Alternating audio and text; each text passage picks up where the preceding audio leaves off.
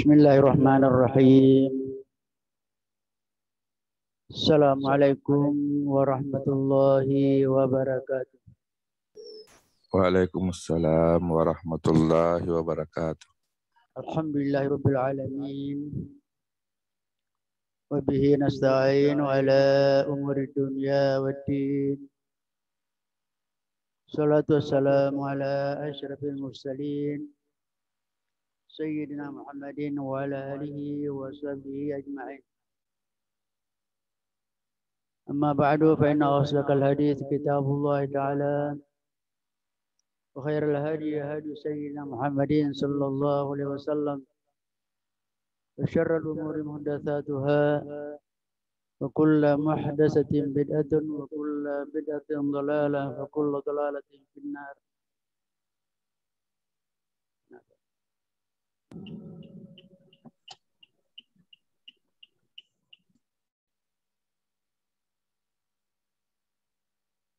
Qala al-musannif rahimahullahu ta'ala wa nafa'ana bi ulumihi fid dharain amin. Wa idh kana al-'arifu kad yadhunnu anna min haqqihi ay yumdaha wa ay yuqbala alayhi wa ay yusna alayhi wa yuhtaramu la an yuzamma wa yu'za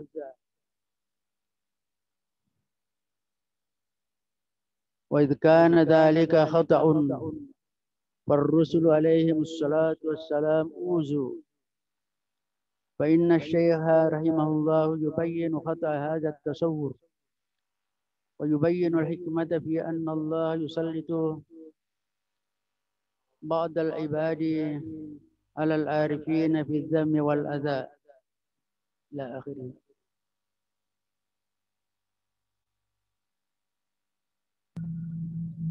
Hadirin yang ada di ruangan ini maupun yang ada di luar, alhamdulillah wa syukurillah, kita akan lanjutkan pengajian kita pada pagi hari ini. Bagaimana suara di luar? Alhamdulillah Jadi, sudah kalau terdengar. Jelas. Alhamdulillah yang mulia. Alhamdulillah. Jelas suara saya.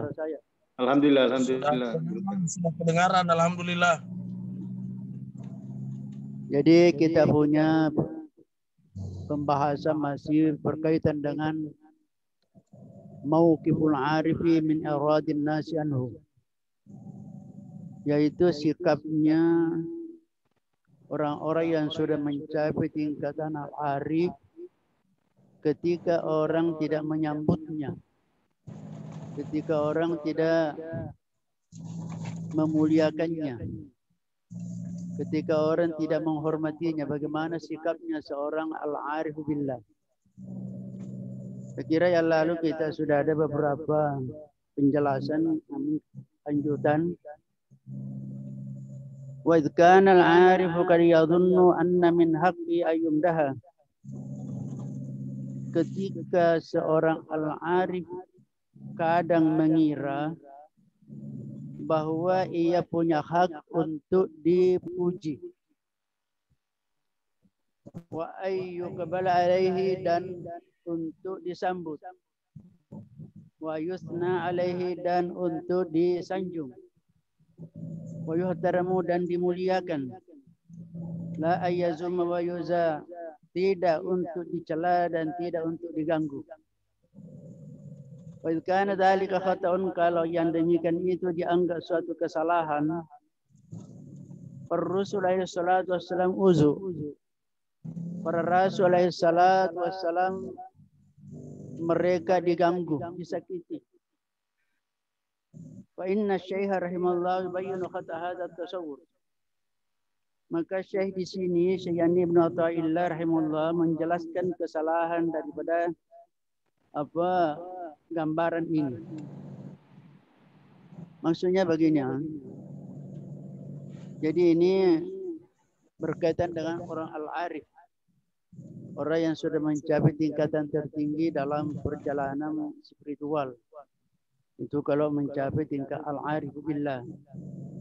Nah di sini katanya bisa saja kalau ada seorang al-arif mengira bahwa mestinya ia dipuji, harus disanjung, harus disambut, harus dihormati dan tidak boleh diganggu, tidak boleh dicela.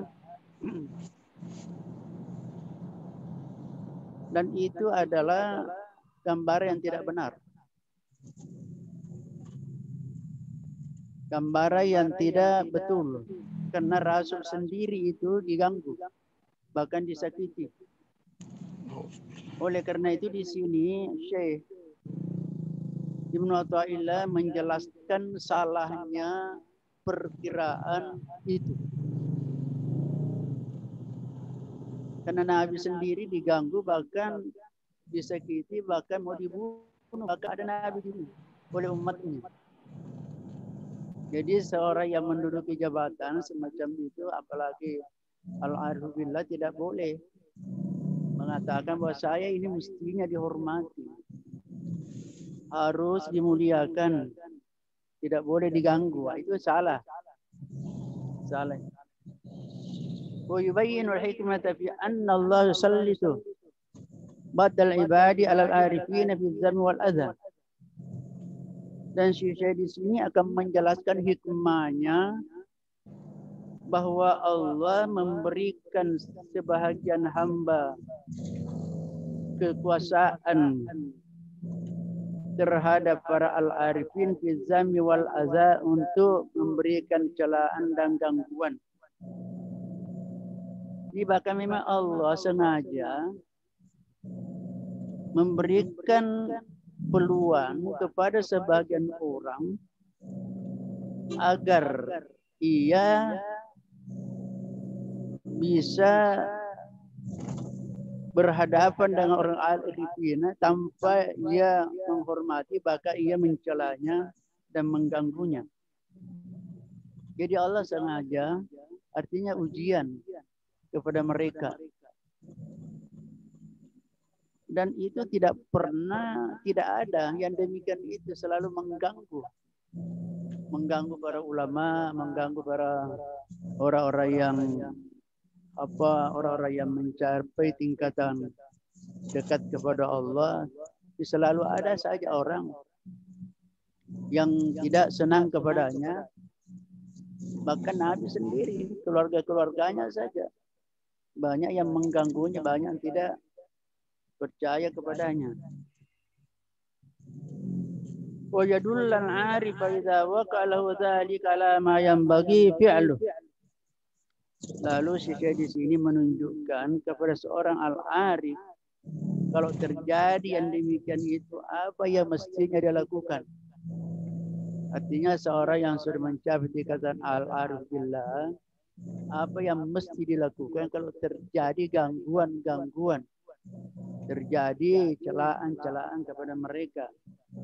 Maka di sini qala asy-syekh, maka kata hikmahnya syekh ini, mata alamaka adamu iqbalin nasi alaika aw tawajjuhum bizammi ilaika farji' ila ilmi llahi fika fa in kana la yuqni'uka ilmuhu fa musibatuka bi adami qana'atika bi ilmihi asyaddu min musibatika bi wujudil adza minhum.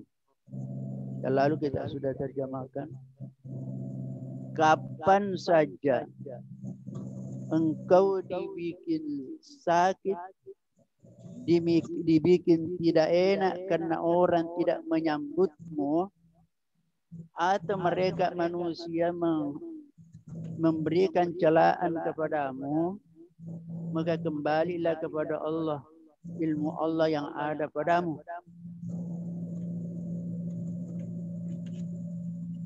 Jadi di sini diingatkan bahwa kapan saja orang tidak menyambut kamu atau malah mereka mencela kamu, lantas kamu merasa tidak enak, akan merasa sakit, maka kembalikan kepada ilmunya Allah.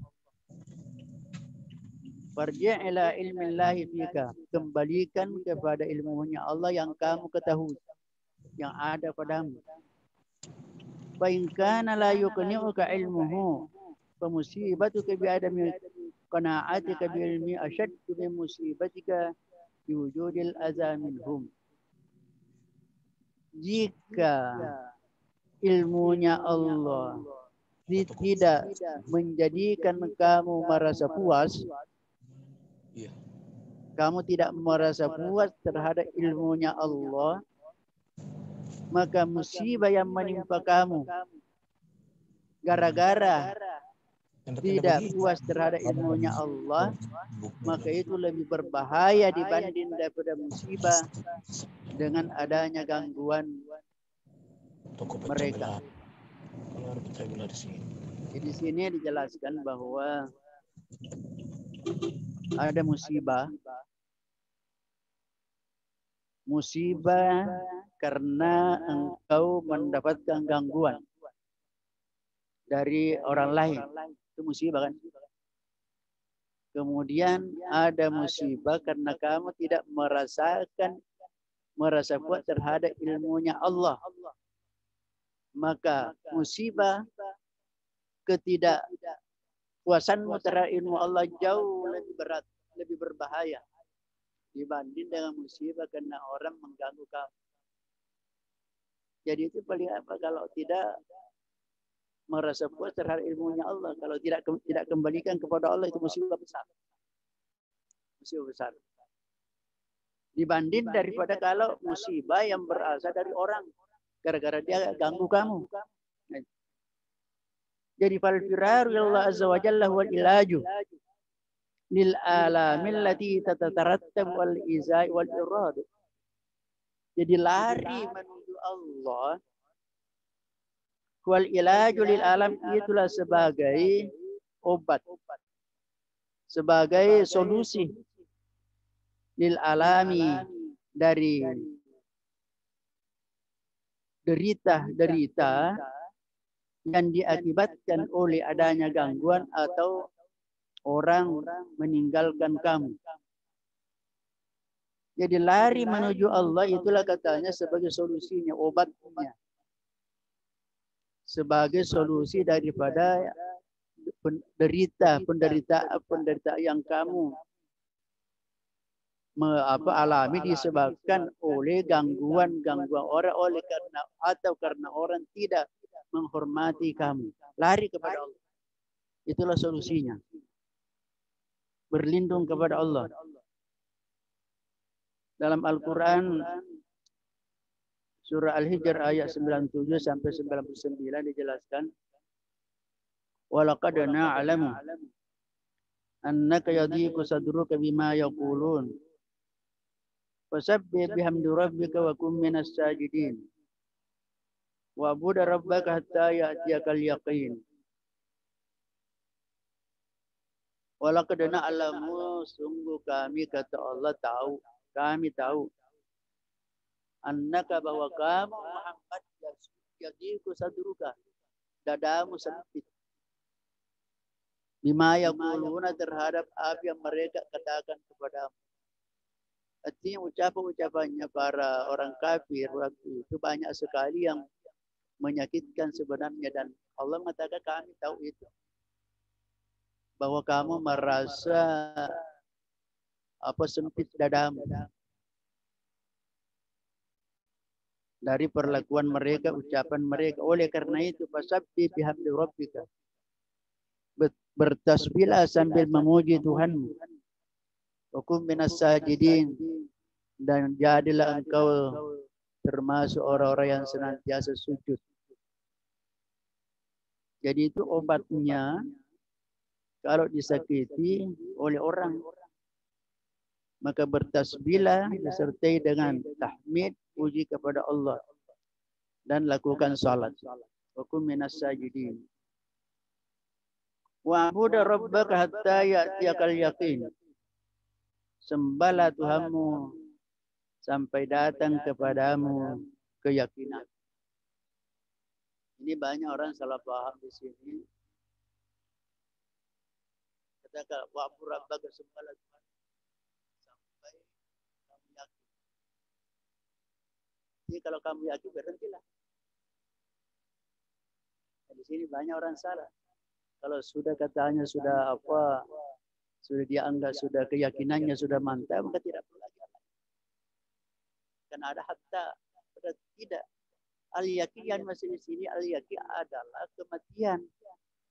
Sembahlah Tuhanmu sampai kamu mati. Kenapa al-yakin artikan kematian? Karena tidak ada sesuatu yang paling diyakini oleh semua orang akan datangnya adalah keyakinan. Ada kematian. Tidak ada. Semua orang meyakini bahwa akan mati. Dan semua orang akan mati. Dan sehingga dikatakan yakin. Wa'bud rabbaka hatta ya'tiyakal yaqin. Sampai yakin datang kematian yang paling diyakini. Tidak dimaksud.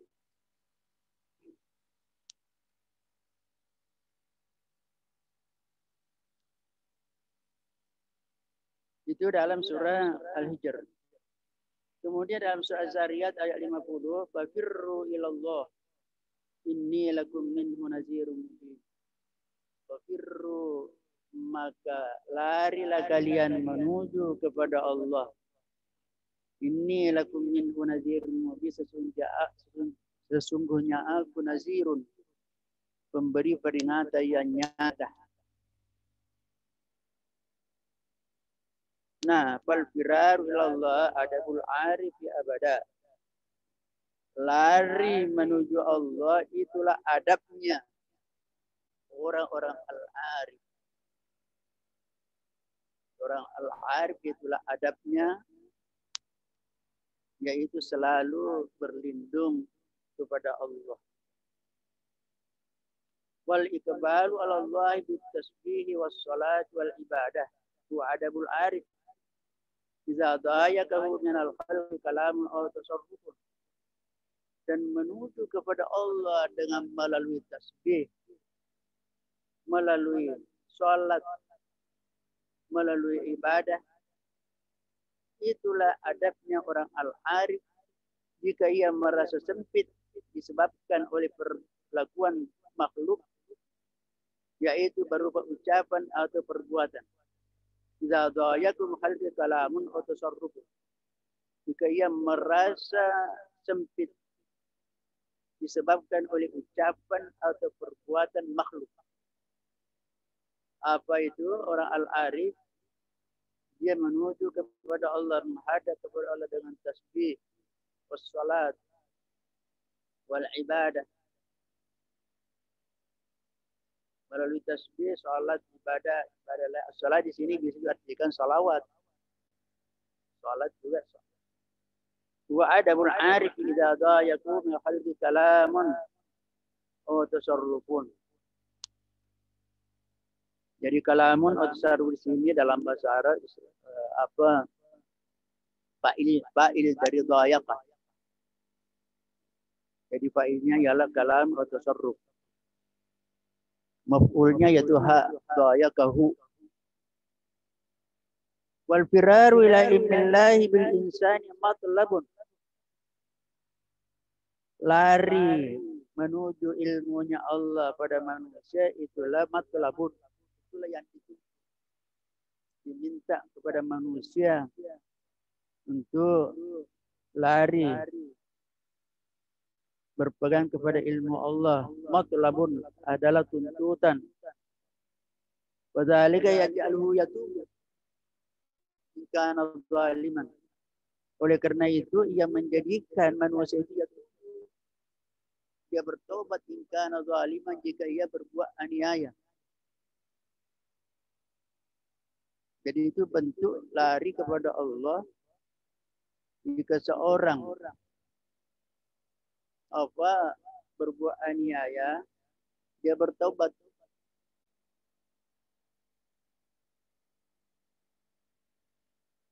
Wa yusallimu lillahi amrahu in kana mazluman.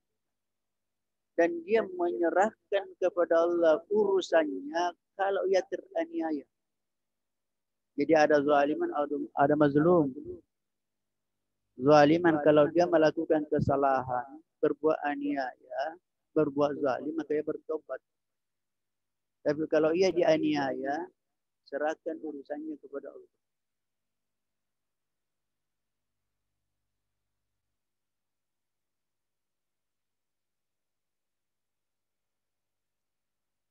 Jadi al-mazlum itu dikatakan termasuk orang yang diterima doanya, orang al-mazlum.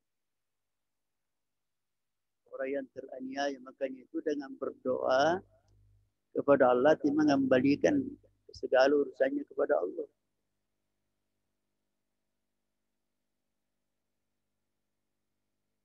Kemudian dilanjutkan ammal hikmatu fi ijra'il adza ala aidin nasi lil arifina walikai la yaskunu al-arif ila al-khalqi.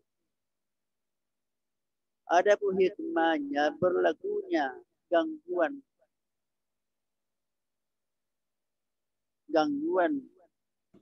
manusia pada orang al-arifin. Apa hikmahnya? Walikai la yaskunu al-arif ila al-khalqi, agar dia tidak merasa tenteram. Orang arif tidak merasa tenteram kepada makhluk.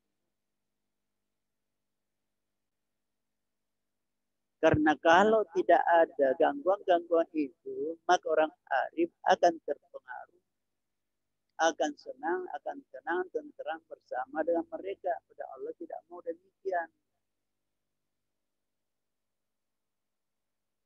Walikai yabqa mu'allaqul qalbi bil khaliqi, agar orang arif itu tetap tergantung hatinya kepada Allah al-Khaliq, pencipta. Jadi hikmah adanya gangguan-gangguan yang diperlakukan kepada orang-orang al-arif itu agar mereka tidak merasa tenteram, senang bergaul dengan mereka, dan agar ia tetap hatinya tergantung kepada Allah. Itulah makna innama ajral aza ala aidihim kay la takun sakinan ilaihim. Arada ayuzijaka an kulli syai'in la yashghalaka anhu syai'un. Allah mendatangkan gangguan lewat tangan mereka agar engkau tidak merasa tenteram bersama mereka. Dia ingin membantumu resah terhadap segala sesuatu agar tidak ada yang melalaikanmu daripadanya, dari Allah.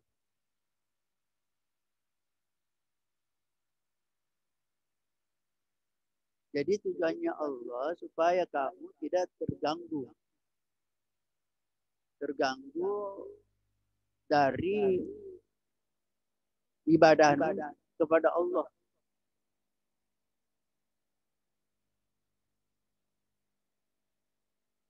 Wa fi hadha siyaqi zakara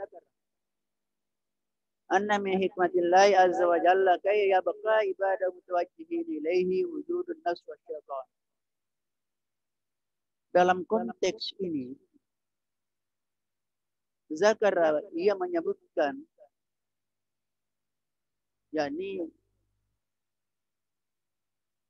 Syekh menyebutkan anna min hikmatillah azza wa jalla, bahwa termasuk bahagian hikmahnya Allah azza wa jalla kaya baqa ibadahu mutawajjih ilaih, agar ia tetap hambanya senantiasa menghadap kepadanya, menuju kepadanya, yaitu wujudun nafsu wa syaitan, yaitu adanya nafsu dan syaitan.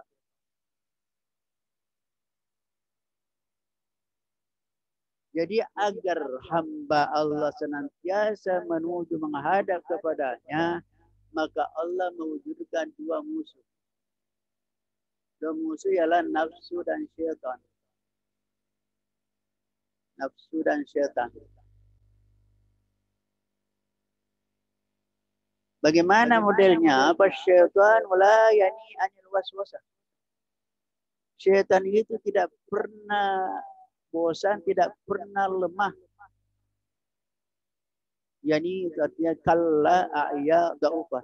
tidak pernah lemah, tidak pernah kendor dari selalu memberikan was-was. Was-was, bisikan-bisikan. Alladzi waswisu fi sudurin nas. Dan selalu membisik-bisikkan, namanya was-was.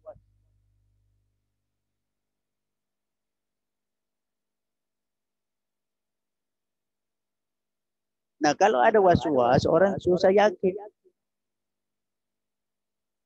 Itu was-was namanya. Bisikan-bisikan setan. Dan itu setan tidak pernah berhenti. Oleh karena itu, untuk menghadapi was-wasnya setan itu, wa 'alal insani alla yanha an zikri wal iqbal Allah. Maka kewajiban manusia juga Allah yang juga tidak pernah lemah, tidak pernah bosan.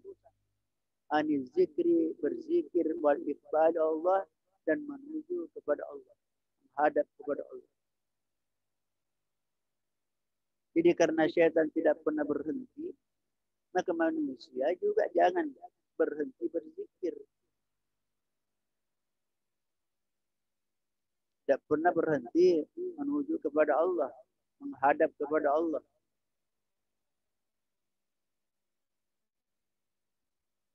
Wan nafsu tudimul mutalabata bisyahwati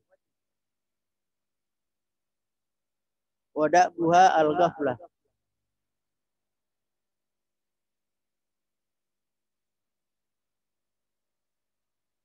Wan nafsu tudimul mutalabata. Nafsu itu senantiasa menuntut bisyahwah, menuntut syahwatnya, keinginannya.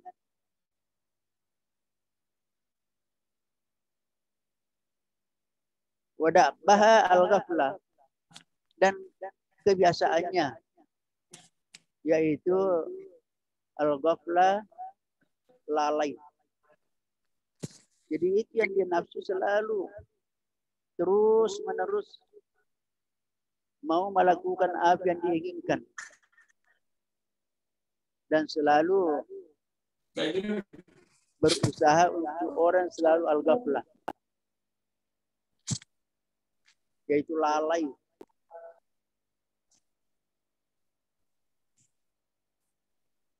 Jadi lalu kita sudah jelaskan, saya ulangi, perbedaannya perintah nafsu dan nafsu syaitan. Itu beda. Perintahnya nafsu tidak pernah berubah kalau sesuatu yang diinginkan. Maka itu tadi terus menerus meminta, tidak mau berubah. Kalau seorang sudah merencanakan melakukan bunuh seseorang, tidak pernah berubah.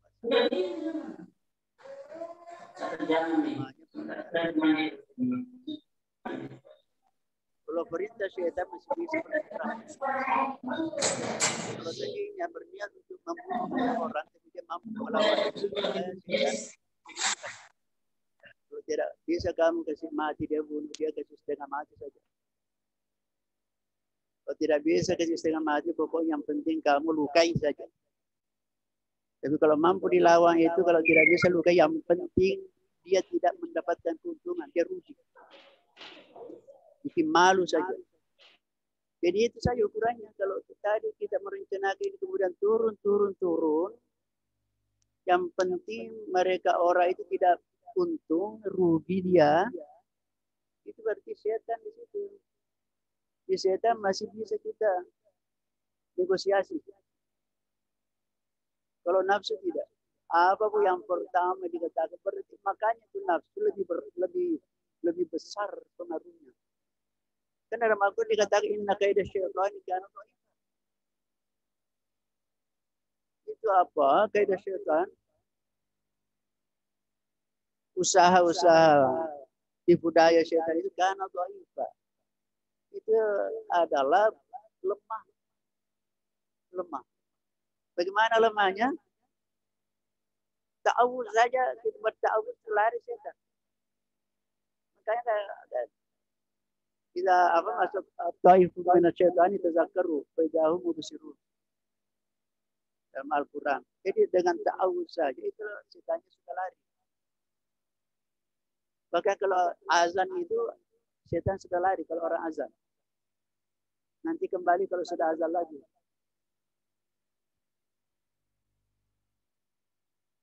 Tapi nafsu tidak. Kenapa nafsu? Karena ada di dalam diri kita sendiri. Makanya itu musuh yang paling besar nafsu.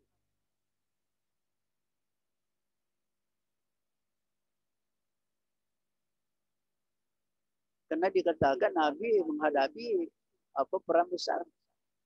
Saya kira nafsu ini lebih besar pengaruhnya daripada corona. Corona kan belum tentu ada sama kita. Tapi nafsu ada. Nafsu ada. Tapi kalau kita berbicara nafsu tentang berkaitan dengan dosa, itu namanya nafsu amarah. Karena ada nafsu yang baik, semuanya nafsu yang baik. Karena ada nafsu lawwamah, ada nafsu mulhamah, ada nafsu mutmainnah, ada nafsu radiyah, ada nafsu mardiyah, ada nafsu kamilah.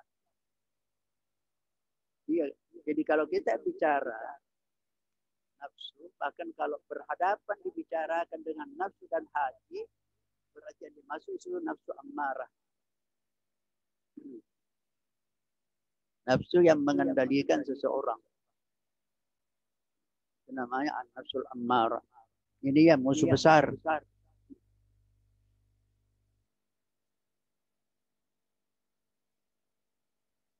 Wa adabul muslimi ayyujahidah abadan. Nah, adabnya seorang muslim harus yujahidah abadan. Berjihad terus menerus melawan musuh itu.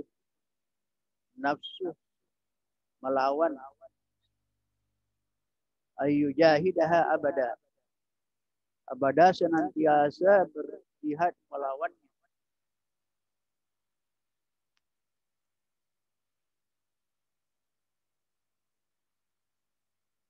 Wa min khilali mujahadatin nafsi wa muqaradati syaitan yakunu iqbalu Allah asyaddu. Nadi sela-sela berjihad melawan nafsu dan melawan syaitan, mutaarad itu menolak, menghalau setan, yakunul iqbalu Allah asyaddu, maka menghadap kepada Allah itu lebih hebat.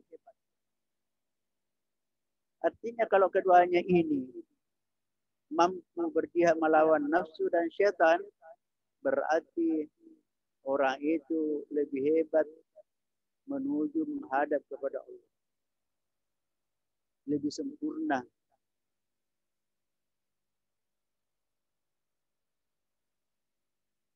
Wa qad abbara an hadhil ma'ani wa ghairiha bi qawlihi. Maka abbara diungkapkan siapa fa'ilnya, yaitu Syekh tadi. Jadi ungkapkan makna ini dan yang lain dengan ucapannya idza alimta anna syaitana la yaqulu anka fala taqul anta amanna syaitu biyadihi ja'alahu laka aduwwan liyuhishaka bihi ilaihi wa harraka alayka syaitanu an-nafsu litudima iqbaluka alaihi. Jika engkau mengetahui bahwa syaitan tidak pernah lupa kepadamu, jangan engkau lalai terhadap zat yang menggenggam nasibmu. Saya ulangi, jika engkau mengetahui bahwa syaitan tidak pernah lupa kepadamu, jadi harus kita tahu bahwa syaitan tidak pernah lupa kepada kita. Semua kita ini ada syaitannya, namanya qarin. Kita semua ada qarin. Ikuti terus. Qarin artinya teman. Yang disebut teman tidak pernah jauh dari kita. Ketika kita marah berarti setan di situ. Ketika Aisyah pernah satu kali marah, Nabi mengatakan ja'a syaitanuka. Datang setan. Jadi kalau marah setan.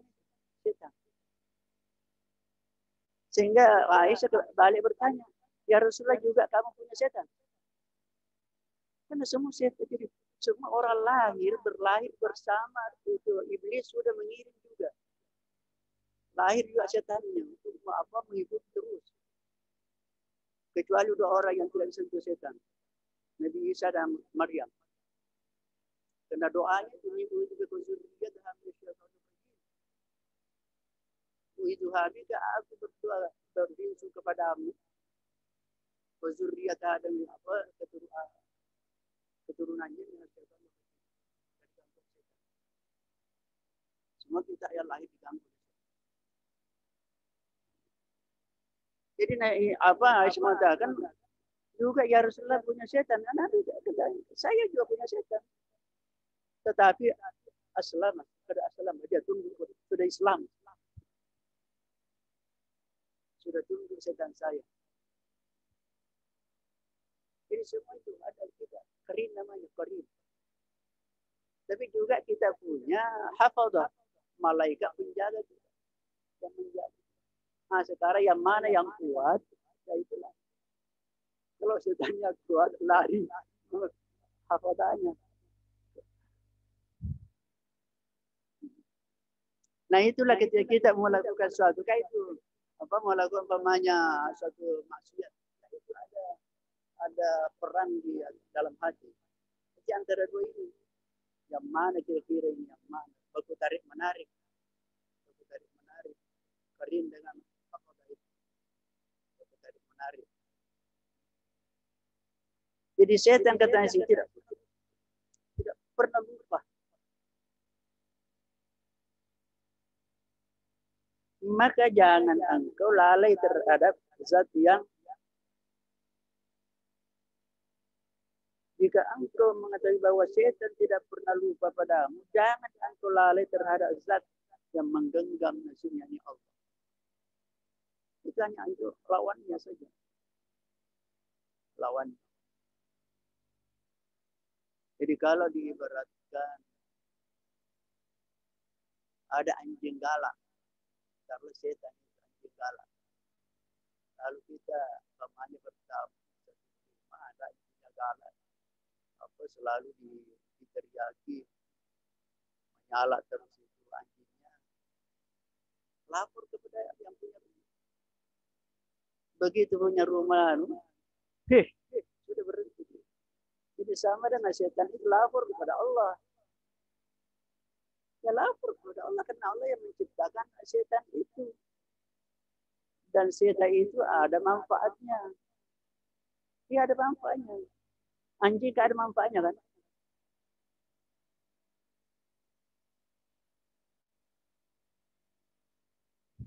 Kan Abdullah. Ya. Lapor kepada Allah. Makanya itu tadi kembali kepada Allah. Kalau data itu keduanya musuh itu. Amanna sudah dilaporkan kepada zat yang menggenggam nasibmu yaitu Allah. Ja'alahu laka aduwwan liyuhishaka bihi ilaihi wa harraka alaika an-nafsa yaduma ikbaluka alaihi. Allah menjadikan setan sebagai musuhmu agar engkau benci padanya sehingga berlindung kepada Allah.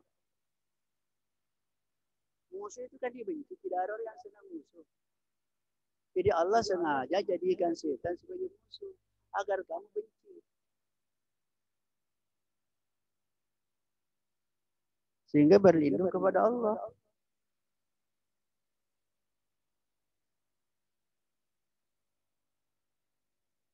Dia juga tetap menggerakkan nafsumu supaya engkau selalu menghadap kepadanya.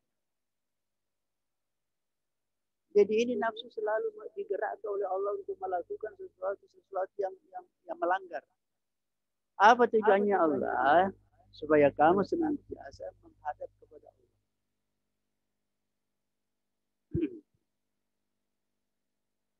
Jadi ada nafsu itu merupakan suatu peringatan kepada kita.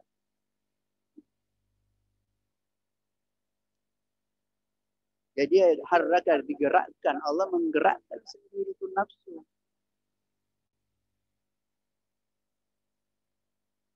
Jadi kalau kita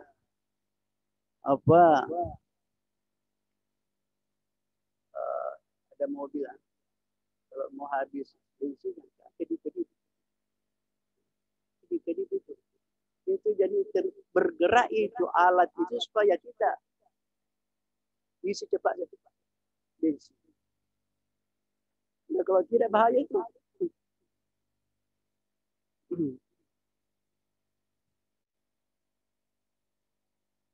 Jadi rupanya setan dan nafsu ada hikmahnya. Ada hikmahnya adanya setan. Setan kan itu bukan nama. Bukan nama itu setan. Itu sifat. Setan itu punya nama-nama tersendiri seperti kita. Mereka punya nama-nama tersendiri. Jadi yang disebut setan adalah sifat.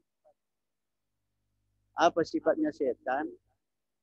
Yaitu suka melanggar, selalu melanggar, dan menyuruh orang lain melanggar. Jadi kalau ada orang demikian, suka bermaksiat dan mensuruh orang ikut sama dia bermaksiat, itulah namanya setan. Itu namanya setan. Jadi setan jin dan setan manusia, semua jin yang melanggar dan semua manusia yang melanggar itu namanya setan. Sifatnya. Setan manusia, setan jin. Tapi setan manusia lebih berbahaya daripada setan jin. Karena setan jin tidak kelihatan. Kalau setan manusia bersama-sama kita bergaul, berteman. Kalau setan manusia lebih berbahaya daripada setan jin. Karena kalau setan jin hanya bisikan-bisikan. Kalau setan manusia perbuatannya dilihat. Bahkan diajak juga.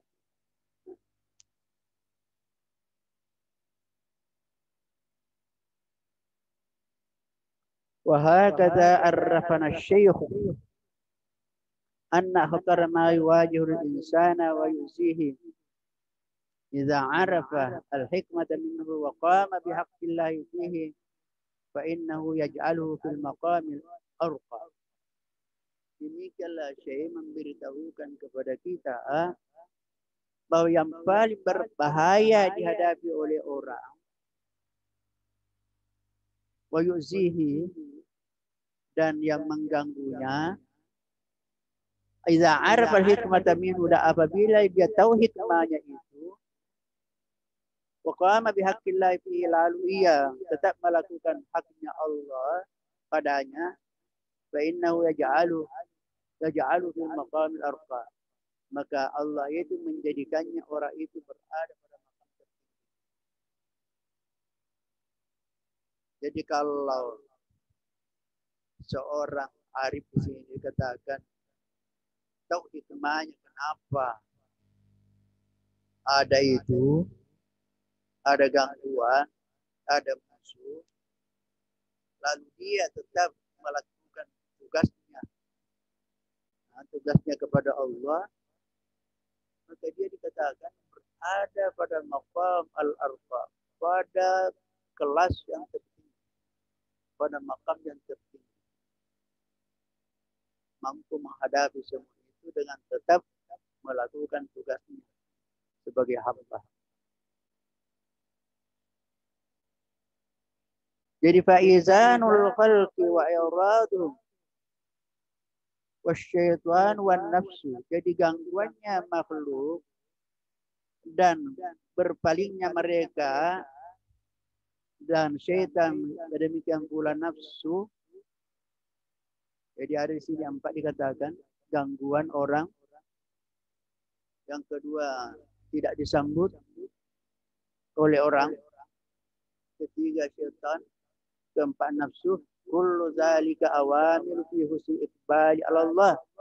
Semuanya itu menjadi faktor untuk memperbaiki cara menghadap kepada Allah Liman arafal hikmata, bagi orang yang tahu hikmah itu, wa qama bihaqqillahi azza wa jalla, dan tetap melakukan haknya Allah azza wa jalla.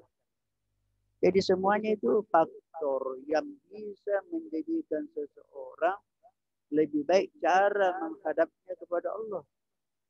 Tapi bagi yang tahu hikmahnya, kenapa diganggu, kenapa dicela, kenapa ada setan, kenapa ada nafsu, ada hikmahnya. Bagi yang tahu hikmahnya, lalu tetap melakukan tugasnya sebagai hamba, maka itulah tadi fil maqami al-arqa, berada pada tingkatan tertinggi. Jadi fal muslimu idza aqbala 'ala Allah bi dzikri falam yaghfal ar-rabbih kharaja an asari syaitan. Seorang muslim apabila menuju menghadap kepada Allah melalui zikir dan tidak pernah lupa dari Tuhannya, maka kharaja an asari syaitan, ia keluar dari tawanan syaitan. Jadi ibaratnya orang itu di asirun, kalau asirun itu tawanan, tahanan setan. Jadi kalau ia sudah berzikir, tidak pernah lupa dari Tuhannya, maka ia akan terlepas dari gangguan, dari belenggu setan. Ya, maka itu zikir sangat-sangat penting. Zikir sangat-sangat penting. Karena kapan tidak zikir, berarti setan sibuk. Wa idza jahada nafsahu wa farra minna ila Allah wa aqbala alaihi bil ibadati wat ta'ah. Dan apabila ia berjihad melawan nafsunya, wa farra minna ila Allah, lalu ia lari menuju kepada Allah, wa aqbala alaihi bil ibadah, lalu ia menghadap kepada Allah melalui ibadah, wa ta'ah, dan ketaatan.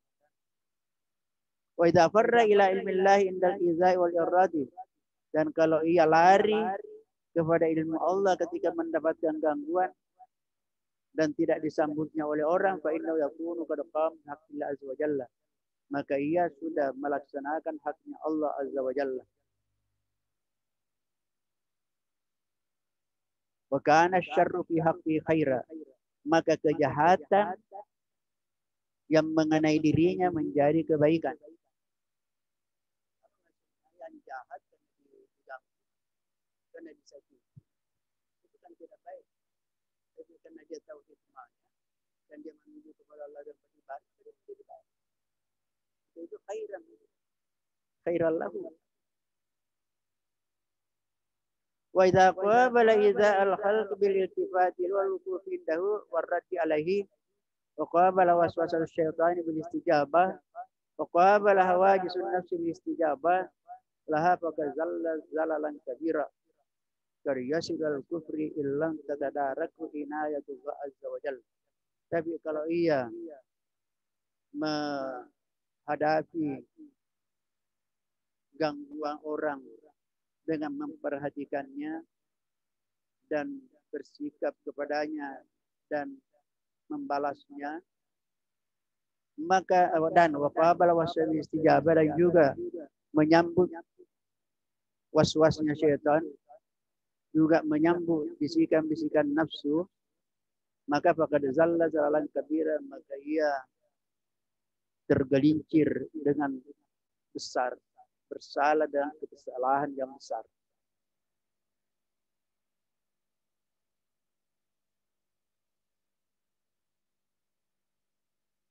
Qad yasir al-kufri, dan bisa saja dia sampai kepada kekafiran.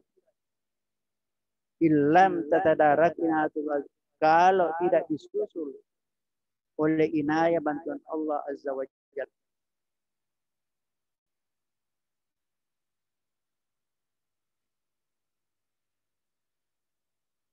Jadi itu apa?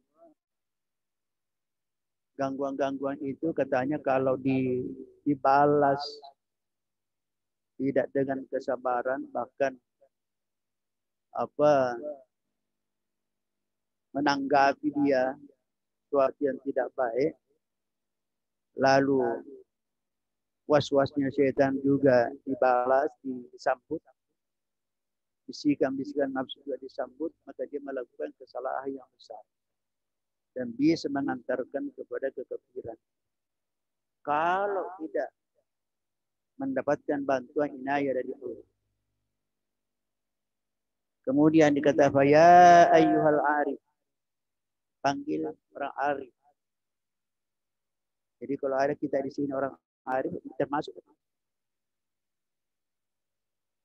Kita merasa diri al-arif, masuk dalam panggilan.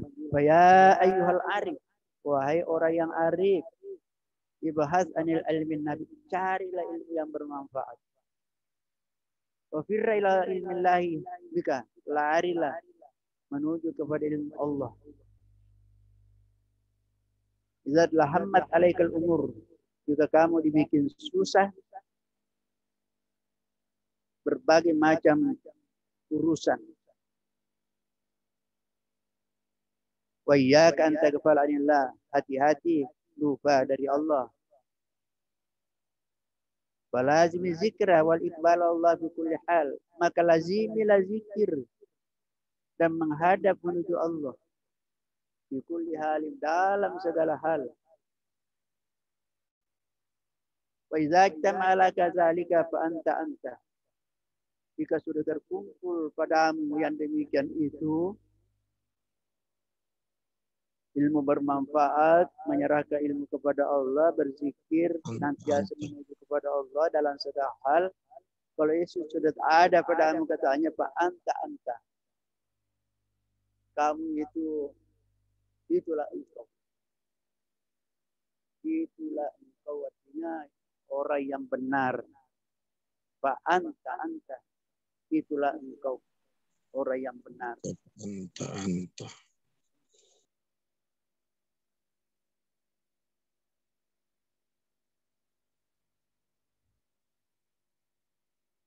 Makalah bahwa itu insyaallah nanti pada pertemuan berikutnya kita akan lanjutkan ila akhirih wallahu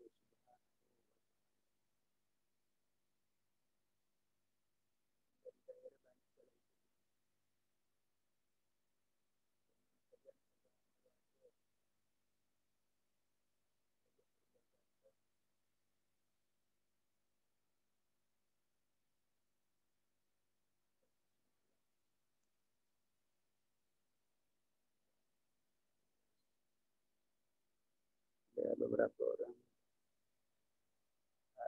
Ada yang mau berkomentar? Ustaz Mujahid, dengar ya? Jelas. Di Palawagau jelas. Jelas Ustaz, alhamdulillah. Jelas suara saya. Iya jelas Ustaz. Alhamdulillah. Oke. Pak Ketua mana posisinya? Di pesantren rumah. Assalamualaikum. Waalaikumsalam. Di mana ini? Di pesantren. Pesantren, Puan, di pesantren. Saya dulu di atas mobil dengar. Ada dulu itu anunya Pak Ali Mubin, diskusinya. Itu judulnya kalau saya tidak salah ingat, menyongsong iblis dan Firaun masuk surga. Menyongsong iblis dan Firaun masuk surga. Ada kaitannya yang tadi ini, bahwa itu iblis, setan kan sifat barangkali nafsu. Dia bilang itu masuk surga itu karena dia taat. Dan Allah sendiri yang menciptakan. Karena dengan adanya setan, orang senantiasa melawan itu. Fafirru ilallah, orang berangkat kepada Allah gara-gara dia tidak mau didominasi hatinya dengan sifat setan. Jadi gara-gara setan itu banyak orang dekat kepada Allah. Sehingga Pak Ali Mubin bilang setan itu masuk surga itu. Jadi ada biasa tulisannya menyongsong iblis dan Firaun masuk surga. Kalau ada ungkapan lain dalil bahwa tidak neraka, Dia bilang neraka itu tidak selamanya orang siksa. Contohnya penjara. Lembaga pemasyarakatan tidak semua orang masuk di penjara siksa. Ada masuk di penjara meruntuh gaji. Contohnya pegawainya penjara. Barangkali perlu penegasan guru seperti apa setan sesungguhnya, karena saya simak pengajian dari awal tadi, banyak sekali jasanya ini setan. Karena dengan setan orang menuju kepada Allah. Dia banyak berzikir. Tabe puang. Demikian barangkali.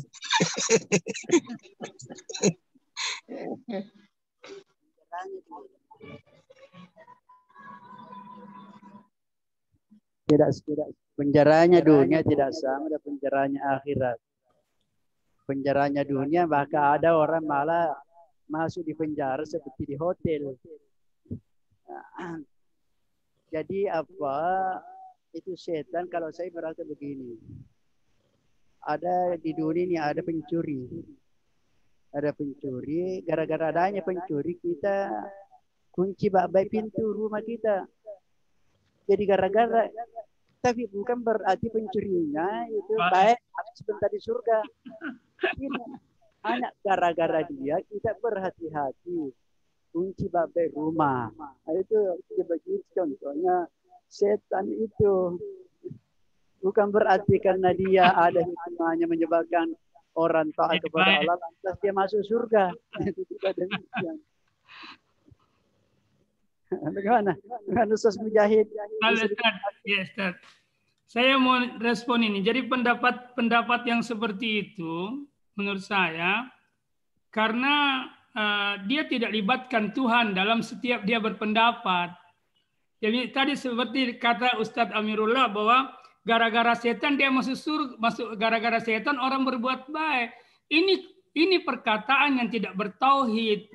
Kalau gara-gara setan orang berbuat baik, di mana Allah? Ini perkataan tidak bertauhid.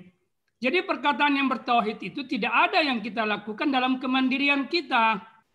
Maka menurut saya adanya setan, adanya nafsu, itu adalah bahkan misalnya adanya sakit, adanya kemiskinan, itu semua keadaan dalam bentuk pemeliharaan Tuhan. Jadi kemiskinan, sakit, nafsu itu harus dibawa bahwa kita dipelihara Tuhan lewat itu. Kalau kita punya pandangan ketuhanan.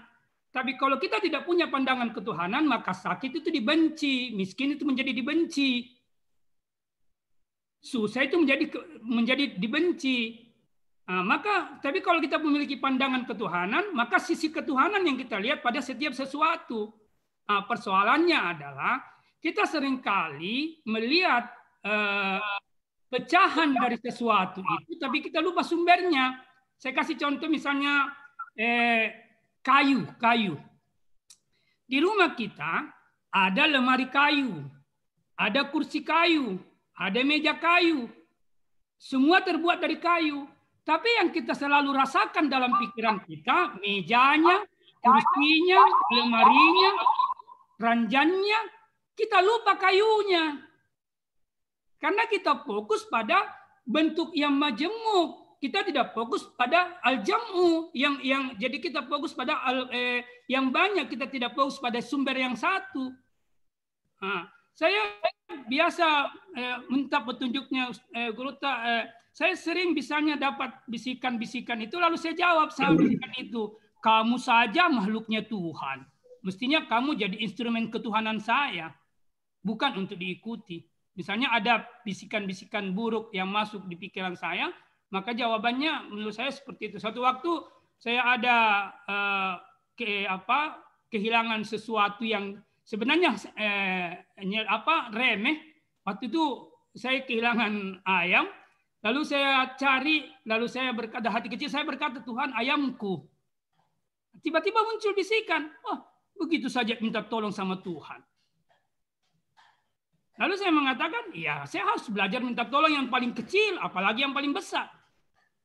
Itu jawaban terhadap bisikan itu. Dan saya yakin bisikan itu bisikan setan. Jadi justru bisikan itu mesti dijawab dalam pandangan ketuhanan. bahwa yang paling kecil saja saya sandarkan, apalagi yang paling besar.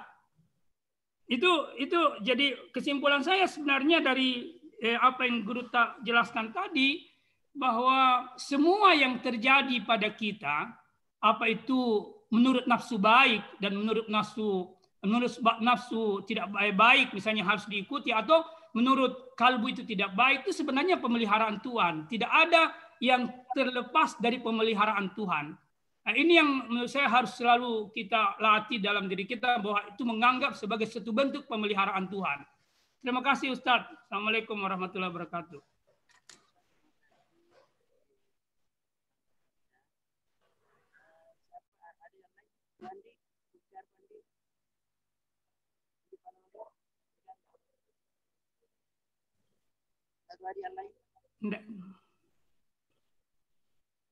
Tidak jelas suaranya Guru tak? Halo. Ya, dengar. Lalai Pak Andi, apa mau bicara? Alhamdulillah, Pak. Alhamdulillah. Saya begini, saya mengikuti pengajian dari awal tadi. Ada 3 komponen potensi di dalam diri yang harus berjalan sinergi. Yaitu pertama adalah iman, qalbu. Yang kedua adalah diberikan Allah, ada akal. Yang ketiga ada nafsu. Yang keempat itu adalah eksternal, itu seperti syaitan apa dan lain sebagainya. Maka itu harus berjalan dengan sinergi ketiganya ini. Ada yang melakukan perintah. Sekarang ini di dalam diri kita yang menjadi pedoman perintah itu apakah akal, apakah nafsu, atau kalbu. Karena kalbu itu dekat dengan Allah. Nah, inilah yang sebenarnya yang harus senantiasa, makanya itu kita tidak menghilangkan nafsu, tapi kita bagaimana mendudukkan nafsu. Kita tidak menghilangkan akal, tapi bagaimana akal sinergi dengan iman. Nah, itulah sebenarnya itu yang mana menjadi perintah di sini, yang mana di dalam diri ini menjadi dominan yang melaksanakan aktivitas dalam kehidupan kita sehari-hari. Ini sebenarnya pengajian ini adalah mendidik kita untuk itu. Untuk mendidik kita supaya kolbu itulah menjadi pedoman dari segala-galanya yang mengambil keputusan yang dalam segala aktivitas kehidupan. Sehingga dengan demikian akal itu terbatas. Akal itu terbatas. Menurut pemahaman saya yang saya dengar dari tadi pengajian itu, kesimpulannya di situ menurut saya. Kesimpulannya di situ. Sehingga dengan demikian seluruh ibadah, aktivitas ibadah itu semata-mata adalah untuk memperkuat kalbu agar bisa menjadi pemimpin, sebagai memimpin akal dan memimpin nafsu. Itu barangkali mungkin kesimpulan yang saya bisa tangkap dari pengajian ini, Pak Kiai. Terima kasih. Wassalamualaikum warahmatullahi wabarakatuh. Ya baiklah, terima kasih. Insyaallah nanti kita akan bertemu pada pertemuan berikutnya. Bila akhirnya wallahu subhanahu wa ta'ala.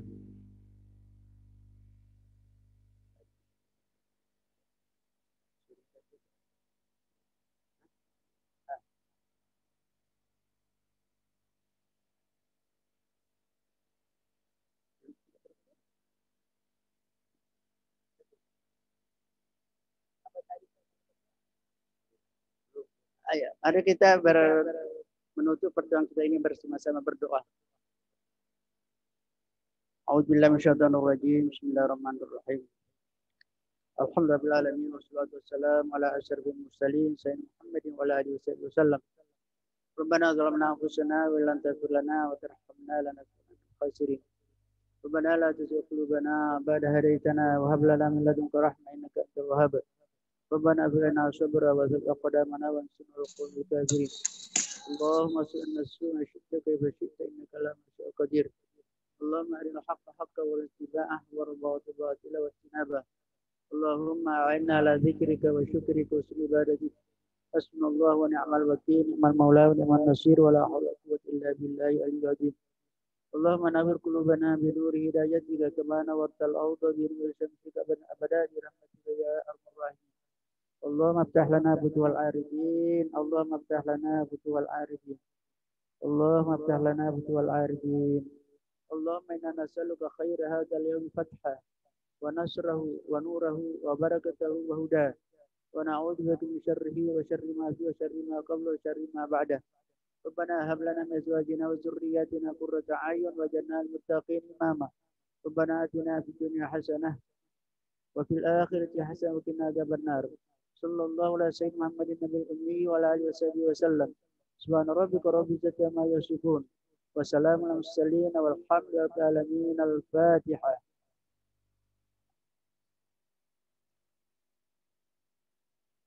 اللهم اهدنا إلى أقوم الطريق. السلام عليكم ورحمة الله وبركاته. Waalaikumsalam warahmatullahi Waalaikumsalam warahmatullahi wabarakatuh.